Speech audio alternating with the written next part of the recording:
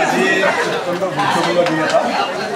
আমাৰ 13 নম্বৰ বৰাজল গাঁও পঞ্চায়তৰ যিটো কাৰ্যালয় আমাৰ বৰাজল বজাৰ সমিতিৰ যিটো কাৰ্যালয় এই কাৰ্যালয়টো আমি কেইদিনমানৰ কাৰণে 13 নম্বৰ গাঁও পঞ্চায়তৰ অঞ্চল কাৰ্যালয় হিচাপে আজি আমি শুভ উদ্বোধন কৰিলোঁ আৰু এই পঞ্চায়তৰ কেইদিনমান আগতেই নৱগঠিত পঞ্চায়ত বৰ্ডীৰ সভাপতি টিংকু দাস ডাঙৰীয়া আমাৰ লগত উপস্থিত আছিল আৰু উপসভাপতি হিচাপে আছে দাস ডাঙৰীয়া আৰু এখেতসকলৰ নেতৃত্বত যাতে আমাৰ এই পঞ্চায়তৰ অধিক উন্নয়নমূলক কাম কৰিব লগা আছে উন্নয়নমূলক কামখিনি যাতে তেওঁলোকৰ নেতৃত্বত হিচাপে পালন কৰা হয় আজি এই পঞ্চায়ত কাৰ্যালয় বিভিন্ন অনুষ্ঠানৰ জৰিয়তে তেওঁলোকলৈ আমি বাৰ্তা প্ৰেৰণ কৰিছোঁ অনাগত দিনত তেখেতসকলক ৰাইজৰ প্ৰতিনিধি হিচাপে বহু আকাংক্ষা লৈ প্ৰতিনিধি হিচাপে প্ৰেৰণ কৰিছে আৰু আমাৰ বিশ্বাস আছে এই 10টা ৱাৰ্ডৰ প্ৰত্যেকগৰাকী ব্যক্তিয়ে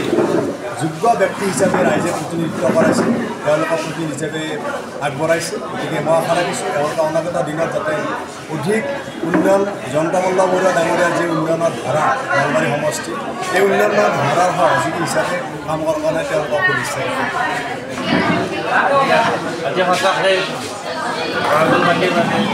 ভাল লগা মুহূৰ্ত আগন্তুক দিনবোৰত